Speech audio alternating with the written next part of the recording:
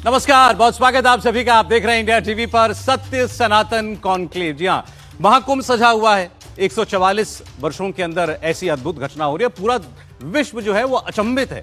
भारत की ओर, प्रयागराज की ओर देख रहा है कि ऐसा भी होता है जहां 45 दिनों में 45 करोड़ श्रद्धालु पहुंचेंगे और श्रद्धा की डुबकी लगाएंगे। दुनिया ने जो कभी देखे नहीं, बल्कि हमने भारत में जो आपको देखने को नहीं मिलते, वैसे साधु संत, नागा साधु, मनीषी अपने अपनी गुफाओं में जो कंदराओं में साधना करते रहते हैं, इस मौके पर निकल करके आते हैं और आप और हम उनका आशीर्वाद ले सकें, ये अवसर हमको मिलता है। तो अब महाकुंभ पर लगातार दिन भर भारी आप चर्चा देख रहे हैं। अब मैं आपको अपने अगले मेहमान से मिलवाने जा रहा हूं। बहुत ही दिलचस्प शख्सियत हैं। भक्ति पर, स्पिरिचुअलिटी पर इनकी अपने जो विचार हैं वो खास तौर पर यूथ को, युवाओं को बहुत ज्यादा प्रेरित करते हैं। तो जोरदार तालियों के साथ स्वागत कीजिए स्पिरिचुअलिटी के सुपरस्टार अमोघ लीलादास प्रभु जी। स्वामी जी, गलत तो नहीं कहा? स्पिरिचुअलिटी के सुपरस्टार? देखिए नहीं, ये तो अतिशोक्ति हो गई। मैं कोई सुपरस्टार नहीं हूं, मैं ट्विंकल ट्विंकल लिटिल स्टार हूं। आप लोगों ने देखा होगा ना यूट्यूब पर और सोशल मीडिया पर उनको। हाँ, मिले भी हुए हैं। देखिए, आपसे मिले हुए भी लोग यहाँ पर। धन्यवाद सबका जी। महाकुंभ सजा हुआ है स्वामी जी। Yes. आप इस्कॉन से जुड़े हुए हैं। इस्कॉन मतलब भक्ति। हाँ जी। अब कुंभ और इस्कॉन की भक्ति, हाँ जी, इसके बारे में आपसे जानना चाहता हूं। कोई मेल है क्या? और वहां जैसे मैंने कहा, तरह तरह के हमारे साधु संत वहां पर होते हैं जी। इस्कॉन के साधु भी जाते हैं क्या? बिल्कुल जाते हैं जी, क्योंकि हमारा कर्तव्य है सबकी सेवा करना और कुंभ में जाने का हमारा मेन पर्पस रहता है। ऑफ कोर्स स्नान करना तो है ही है। सारे संत महात्मा वहां पहुंच रहे हैं तो वो भी स्नान कर रहे हैं, तो हम भी स्नान करते हैं। लेकिन उससे भी महत्वपूर्ण है इन संतों की सेवा करना। तो इसलिए इस्कॉन वहां पर भगवत गीता बांटता है। अभी जैसे दिसंबर का महीना आता है तो हम भगवत गीता भर भर के बांटते हैं और साथ ही स्पॉन्सरशिप भी लेते हैं श्रीमद् भगवत गीता की, कि अगर ऐसे लोग हैं जो श्रद्धालु हैं लेकिन भगवत गीता अफोर्ड नहीं कर सकते। कई ऐसे संत महात्मा होते हैं, साधु होते हैं जो कि economically they are not so well off, तो फिर हम क्या करते हैं, उनको फिर ये स्पॉन्सर्ड भगवत गीता भी देते हैं। पर हम फ्री में नहीं देते, साथ में एक बुक और देते हैं जो 20 रुपए की हो, 30 रुपए की हो, या फिर भगवत गीता से 10-20 रुपए की देते हैं। वैसे अगर मान लो 250 रुपए की है, पर स्पॉन्सरशिप करके भगवत गीता को लाखों की संख्या में हर साल इस्कॉन बांटता है। साथ ही अगर श्रद्धालु लोग आए कुंभ में और किसी को भूख लगी हो तो उसके लिए स्वादिष्ट, डिलीशियस, मर्सीलिशियस प्रसादम, उसकी व्यवस्था भी की जाती है। हमारे खुद के ब्रह्मचारी भक्त लोग जाते हैं, कुकिंग करते हैं, कटिंग करते हैं, प्रसाद बांटते हैं और ये भंडारा चलता रहता है। अयोध्या धाम में भी हमारे हरे कृष्णा डिवोटीज ने श्रद्धालुओं की सेवा की कि वहां पर कोई भूखा नहीं रहना चाहिए, क्योंकि फेस्टिविटी का टाइम है तो भूख का तो यहाँ स्टारवेशन का कोई सवाल ही नहीं है। तो इसलिए प्रसादम वितरण की सेवा भी करते हैं इस्कॉन के डिवोटीज। हरि नाम संकीर्तन करते हैं। अगर फेस्टिविटी हो और फेस्टिविटी में नाचना गाना ना हो, ऐसे कैसे जी? लेकिन किस में नाचेंगे हम लोग भगवान के नाम के कीर्तन में नाचेंगे। तो इसलिए नाचना गाना भी होता है, प्रसादम भी होता है और इस प्रकार से साधु संत महात्माओं की सेवा करने का सौभाग्य हमें मिलता है। तो इस प्रकार से हम कुंभ को देखते हैं कि हमारे लिए तो ये सेवा का महोत्सव है। देखिए, हमारी कोशिश है यहाँ संजय दृष्टि से महाकुंभ का लाभ हम लोग ले पाए। अभी आपने कहा नाचना गाना नहीं, तो फिर महोत्सव कैसा? यहाँ ढोलक तो नहीं है मेरे पास, बिना ढोलक के हो सकता है गाना? लेकिन हाँ, अगर मन में उल्लास हो तो हो जाएगा, लेकिन वैसे मृदंग हो, करताल हो तो बेस्ट है ऑफ कोर्स। हरे कृष्णा हरे राम हरे कृष्णा तो एक बार सुनना है आपसे। बिल्कुल जी। हरे कृष्णा कृष्णा कृष्णा हरे हरे, हरे राम राम राम हरे हरे। अब जोरदार ताली बजा। Thank you. कुंभ की हम लोग और बात करेंगे, इस्कॉन के बारे में हम लोग और जानेंगे, लेकिन अक्सर जब इस्कॉन का नाम आता है एक सवाल बार बार पूछने के लिए हमसे कहा जाता है। तो मैं ये मुझे लग रहा है 4th, 5वीं, 10वीं बार पूछ रहा हूँ जी। इतना खूबसूरत आदमी मेरे सामने बैठा है, इतना पढ़ा लिखा, सॉफ्टवेयर इंजीनियर, विदेश में नौकरी की, और क्या देखता हूं मैं?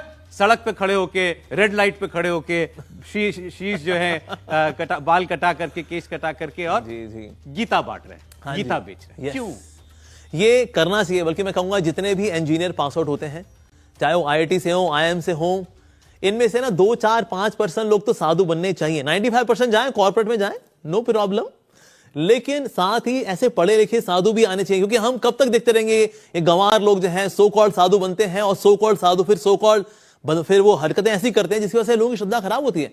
हम चाहते हैं जब पढ़े लिखे लोग अकाउंटेंट बने, इंजीनियर बने, डॉक्टर बने, तो पढ़े लिखे लोग साधु क्यों ना बने? सिर्फ साधु लोग ही क्यों साधु बने? फिर वो कोई पाखंड करें, किसी की बेटी लेके भागे, किसी का पैसा लेके भागे, फिर हम कहेंगे अंधेरे को चीरती आएगी सनसनी, एक बागड़ बिल्ला किसी की बेटी को लेके भाग गया, मिलेंगे ब्रेक के बाद। कब तक हम ये करते रहेंगे बाबा?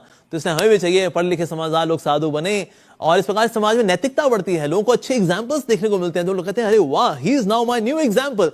क्यों हमारे से फिल्म स्टार्स और क्रिकेट स्टार्स हमारे रोल मॉडल रहे? हमारे रोल मॉडल साधु लोग क्यों नहीं हो सकते? तो इसलिए पढ़े लिखे समझदार लोग भी जाएं और साधु बनना चाहिए। हम तो रिक्वेस्ट करना चाहेंगे, ओ IITians, ओ MBA वालों, आ जाओ, थोड़ा सा यहाँ पर थोड़ी सेवा करो। तो 2-4% तो यहाँ भी आने चाहिए। बाकी क्या मिला आपको साधु मिलके? हमें ढेर सारी कृपा मिली, ढेर सारी सेवा मिली। जो करता है सेवा उसे मिलता है कृपा का मेवा। तो हमें बहुत सारा मेवा मिला जी, और मेवे में हम yes we are having good time. अच्छा, मैंने आपको पढ़ा, आपने कहा मैं स्पिरिचुअल मार्केटिंग पर्सन हूं, तो मार्केटिंग करनी पड़ती है। ऑफ कोर्स, बिल्कुल मार्केटिंग करनी चाहिए। देखिए, कोई भी टीवी हो, चाहे कोई कपड़े का ब्रांड हो, ये सब मार्केटिंग करते हैं ताकि लोग उनका ब्रांड वाली चीज खरीदें। तो बोला भक्ति की मार्केटिंग क्यों नहीं करनी चाहिए? हम इसकी मार्केटिंग करेंगे, आप भक्ति ले लो ना, आप प्रभु का नाम ले लो ना। हम मार्केटिंग वाले बंदे हैं जी।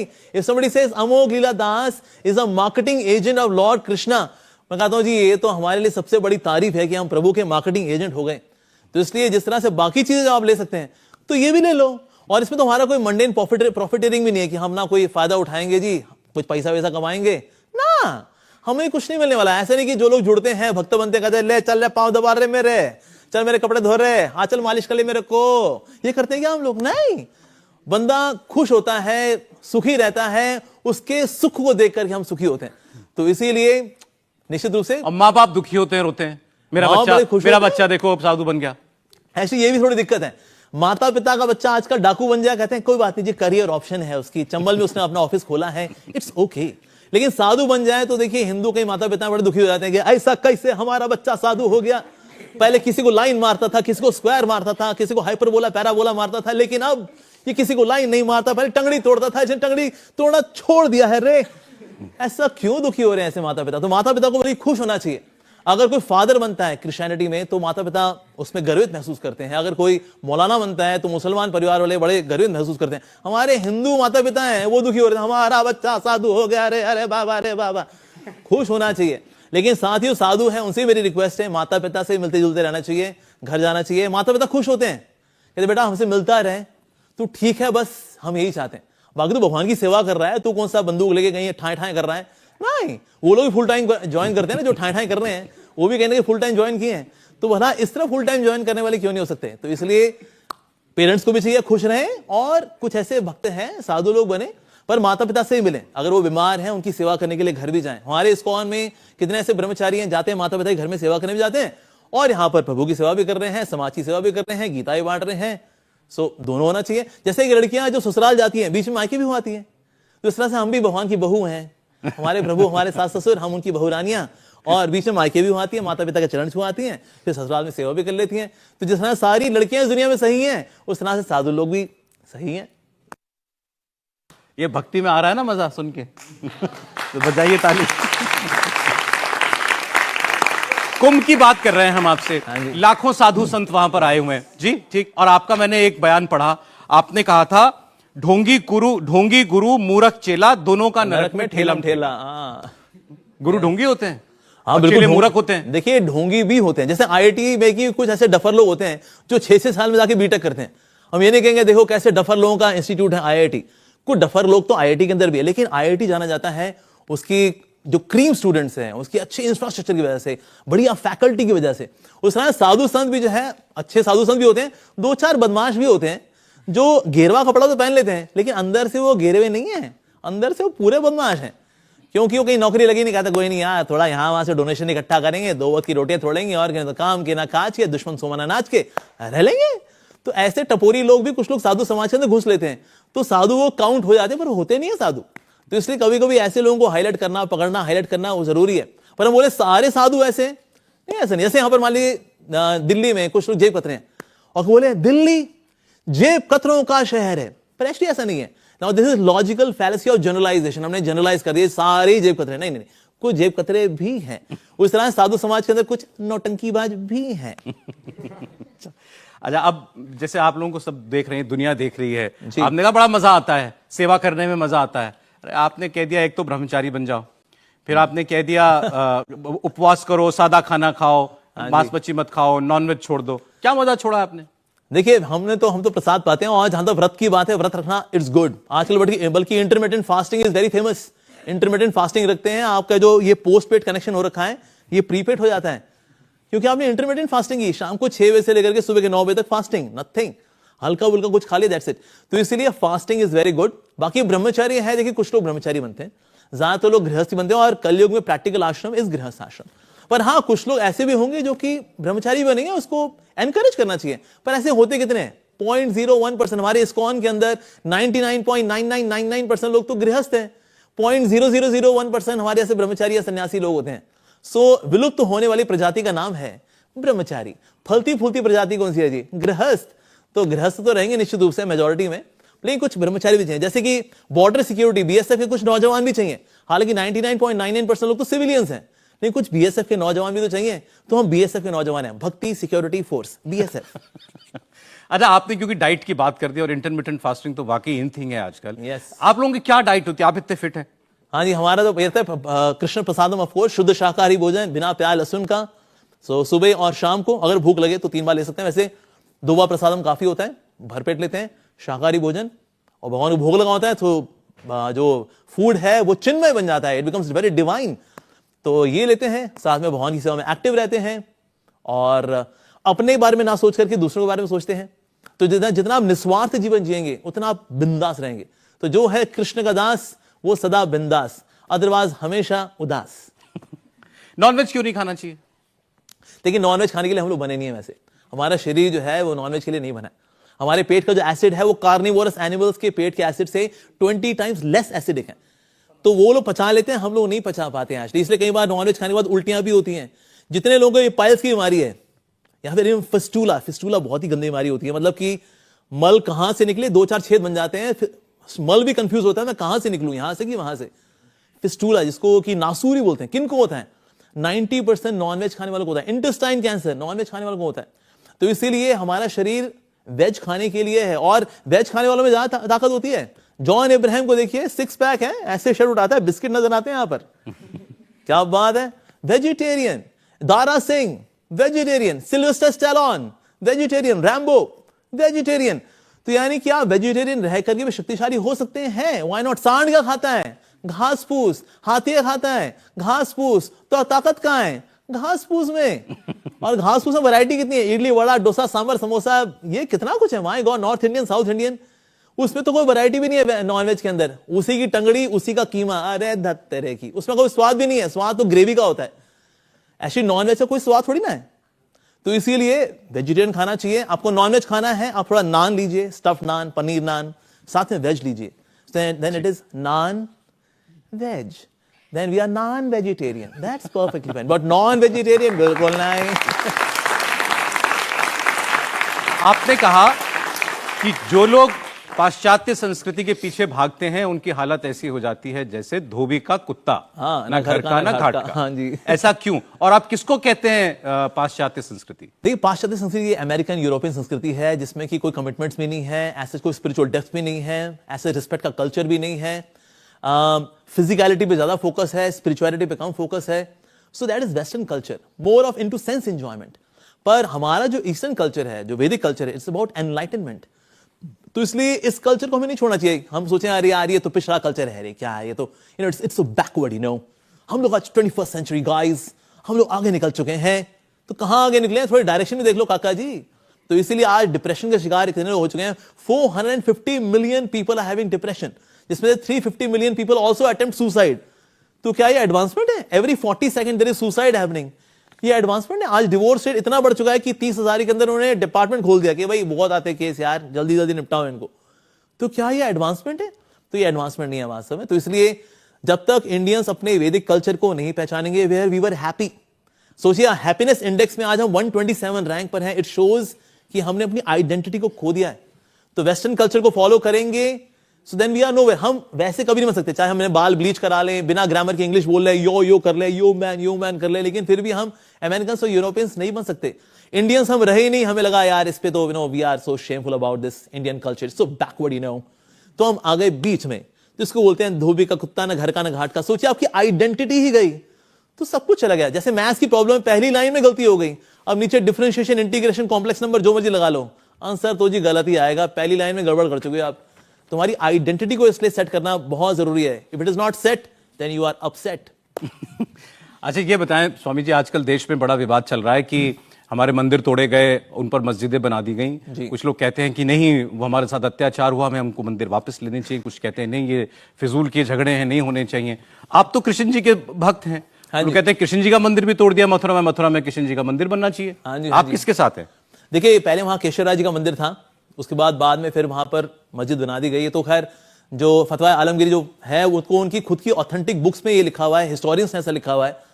तो अगर किसी मुस्लिम से पूछें सर अगर ऐसा हो कि पहले मस्जिद थी उसको दबा दिया गया है और उसके ऊपर मंदिर बना दिया गया है, तो आप मस्जिद चाहेंगे नहीं चाहेंगे? कहते अल्हम्दुलिल्लाह, क्यों नहीं चाहेंगे, बिल्कुल चाहेंगे जी।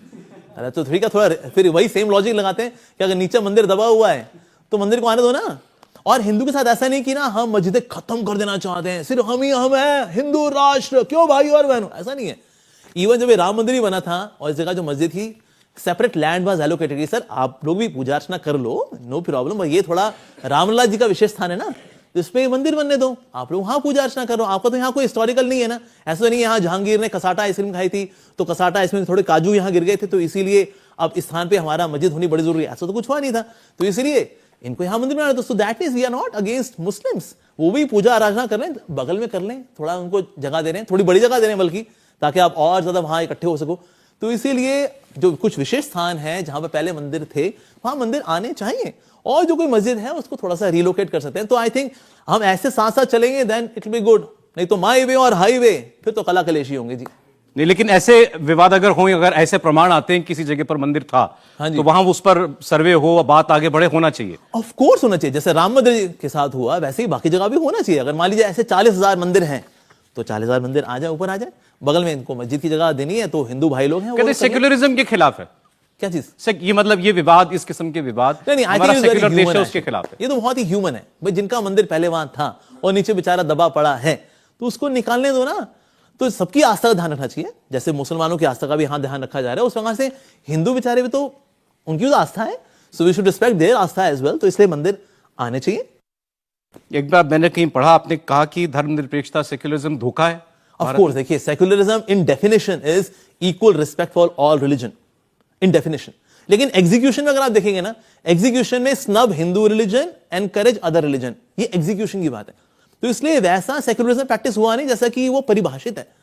तो इसीलिए आप देखिए जिनके मदरसे हैं वहां पर तो कुरान पढ़ाई जाती है, कहीं ऐसे क्रिश्चियन स्कूल्स हैं वहां पर बाइबल पढ़ाई जाती है, बल्कि ऐसे स्कूल्स भी हैं कि आपको एडमिशन लेने के लिए क्रिश्चियन बनना पड़ेगा। पर ऐसे कहा वो हिंदू स्कूल्स हैं, नहीं, वहां सबको वेलकम है। बल्कि ऐसे ऐसे भी एक्ट आए जिसमें कि हिंदुइज्म को आप टेक्निकली और एकेडमिकली नहीं पढ़ा सकते, ऐसे से एक्ट है। तो ये तो भेदभाव है अगेंस्ट हिंदुइज्म, जिसका कि सरदार वल्लभ भाई पटेल जी ने इसका विरोध भी किया था। तो इसीलिए अगर वो पढ़ाने का अधिकार है तो इसको भी पढ़ाने का अधिकार होना चाहिए। सनातन संस्कृति जो कि बड़ी वास्ट है, बड़ी गहरी है, इसको भी तो पढ़ाना चाहिए। जैसे यहाँ कहीं गुरुकुल के बच्चे बैठे हुए हैं, मैं तो देख रहा हूँ, बड़ा सौभाग्य है इनका, यंग एज में ये हमारे सनातन धर्म के साथ ये लोग शिक्षा लेने हैं, दैट्स सो वंडरफुल। तो ऐसा भी होना चाहिए, व्हाई नॉट, और गवर्नमेंट का सपोर्ट मिले तो बहुत ही बढ़िया। हमारे पड़ोस में क्या हो रहा है, बांग्लादेश के अंदर हिंदुओं पर अत्याचार हो रहे हैं, हत्याएं हो रही हैं, इस्कॉन के मंदिर तोड़े जा रहे हैं। जी जी जी जी, इवन मतलब मुझे तो जब मैंने पहली बार पढ़ा तो इतना आश्चर्य हुआ कि ऐसा कैसे हो सकता है, उनको इस्कॉन के बारे में पता ना। उन्होंने कहा इस्कॉन टेररिस्ट ऑर्गेनाइजेशन घोषित की जाए। बांग्लादेश में लोग मांग कर रहे हैं, जिहादी लोग।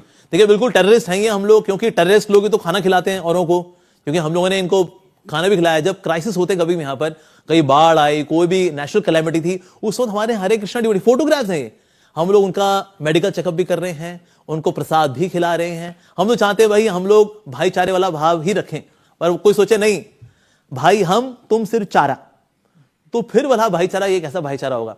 तो इसलिए Hindu has been serving everyone, even in Bangladesh, बिना किसी भेदभाव के। हमारे फूड फॉर लाइफ प्रोग्राम चलता है, अगर लाइन के अंदर, उस लाइन में जो प्रसाद पाने वाली लाइन है, उसमें कोई मुसलमान भी खड़ा है, मान लो कोई गरीब है, हम ये कहते चल भाई तू मुसलमान निकल यहां से, नहीं, उनको भी खिलाया है। बल्कि ये सब्जी खरीदने के लिए जाते थे हमारे डिवोटीज, उनको दिक्कत होती गई, कोई रोक लेगा, बीच में कोई उनको धमकाएगा, so it was a difficult time for devotees over there. तो इसलिए अगर कोई बोले ये तो जी उग्रवादी संस्था है, ये कैसी भाई ये संस्था है उग्रवाद वाली, ये जो या देशद्रोह वाली, ये तो सेवा करती है बल्कि बांग्लादेश में लोगों की। बल्कि एक समय मैं वृंदावन में था, मैं वृंदावन से मैंने पूछा कि भाई जपमाला मिल जाएगी, यहाँ से कोई खरीद नहीं थी। उन्होंने कहा पूरे वृंदावन में जपमाला है ही नहीं। मैंने कहा क्यों, कहाँ गई? उन्होंने कहा 10,000 जपमाला यहाँ से बांग्लादेश गई हैं, क्योंकि इस्कॉन वहां पर सनातन धर्म का इतना अच्छा प्रचार प्रसार कर रहा है कि वहां पर मालाएं जाती हैं, लोग लेते हैं, जपा कर रहे हैं। ये देखकर कुछ ऐसे तबके के लोग थे, उन्होंने कहा भाई ये तो एक्सट्रीम वाले हैं, इन पे झूठी तोहमतें भी लगाओ कि ये तो वैसी वाली संस्था भी है। तो ये मैं यही जानना चाह रहा था, इस्कॉन क्यों टारगेट पर है बांग्लादेश में? बिकॉज वी आर प्रीचिंग सनातन धर्म। हम वहां पर अच्छे से बड़े लॉजिकली सेंसिबली वहां प्रचार प्रसार कर रहे हैं। मैं बांग्लादेश गया था, अच्छा, करीब 2-3 साल पहले की बात है।